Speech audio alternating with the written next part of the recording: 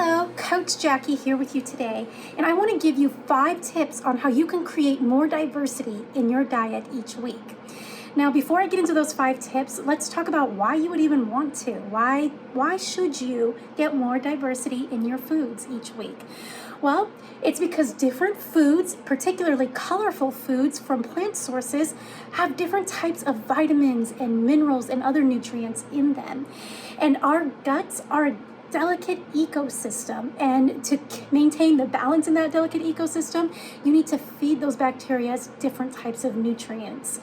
So for those of you who tend to eat, even if you are eating like whole foods or less processed foods, we find that oftentimes you eat the same foods day in and day out, or at least week to week. And what ends up happening is you actually throw off the balance in your gut, even though you're eating healthy or clean. So let's get into those 5 tips, shall we? Tip number 1, this is going to be for people who primarily eat heavily processed foods. Maybe it's TV dinners, frozen lasagnas, fast food takeout, things along those lines. If that's you, that's okay. Anytime someone makes a lifestyle change, I say, why don't you find out where you're currently at, meet yourself where you're at, and slowly bring yourself out of that place and in the direction you want to go. So for you guys, one thing you can do is start by adding in a fresh fruit or vegetable or some type of a plant-based food item.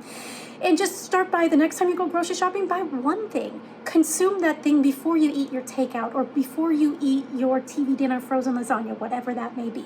So it's not either or, it's and. Have both of those. Have the more heavily processed food and have the fresh or frozen fruit or vegetable or whatever other plant source that may be. So that's tip number 1. Tip number 2 is, if you do incorporate fresh or frozen fruits or vegetables or grains or legumes, those types of things into your diet, then try a new one. Instead of always eating black beans, try a red lentil, try a brown lentil, perhaps maybe try a lima bean or a kidney bean, things along those lines. So that's tip number 2, is try something different from your norm. Tip number 3 is look at the amount of different colors you get in your food each week. Do you find that you primarily get, like, say, green? That's probably the most popular one. You find that you get a lot of one color in your diet? If so, try adding in more of colors you don't get enough of, or maybe not as much of. So different colors out there. We're talking red, orange, yellow, blue, black, purple, tan, brown, white, all of those different colors from different foods. Try adding in more of the other colors to balance out.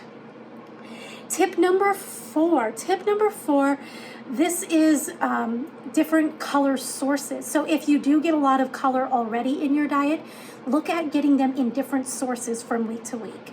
So for example, with the green food, if you tend to gravitate towards like romaine lettuce, spinach, and kale, like maybe those are your 3 staples, mix those up a bit. Maybe next week you grocery shop, get 1 or 3 completely different green leafy vegetables in there. That can help you. There's lots of different ones. You have the Swiss chard, the rainbow chard, arugula, turnip greens, dandelion green. I mean, there's really a lot of different options out there that you can do. So do that with the different areas of color. Maybe you get a lot of purple, blue, and black from blueberries. Well, maybe now you can get it from purple carrots or cabbage or eggplant, things along those lines. All right, tip number 5, this one's definitely going to be for people who are used to getting a lot of more abundance of whole food. And that is not only a tip, but a challenge. And even for the beginners, this is something you can work up to. I don't necessarily encourage you to start out this way unless you really like a challenge. But that would be to aim to get 30 different plant sources each week. 30 different ones. Now, if that's kind of like, how am I going to do that? I'm going to end up like spending lots of money and throwing away lots of food. No. It's not like that. Did you know that spices and herbs count? So every time you season your food, each unique season you use counts. So think of it like that. So if you use a lot of black pepper, say you cook most meals using black pepper, well, mix it up. Use black pepper in one, cayenne pepper, red pepper flake that is. Use white pepper, pink peppercorn, mix it up. And that's how you can start to add more diversity in as well. So aim to get 30 different unique plants. If that's an easy breezy thing, then I'm going to up that challenge for you. And I want you to get 50 or more unique plants in 1 week. If you feel like that is like completely mind-blowing and impossible, I assure you it is not. I actually created 3 weeks worth of meal plans, and in 1 day I got 53 unique plant sources in 1 day. 53. It is possible. I did not spend all day cooking.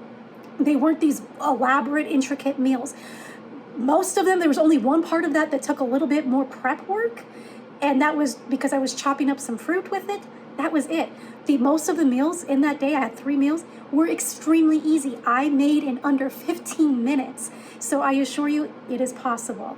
And I got, again, 53 unique plant sources in 1 day. That whole week, I didn't count it up, but I'm thinking it was at least 60 or more different plant sources.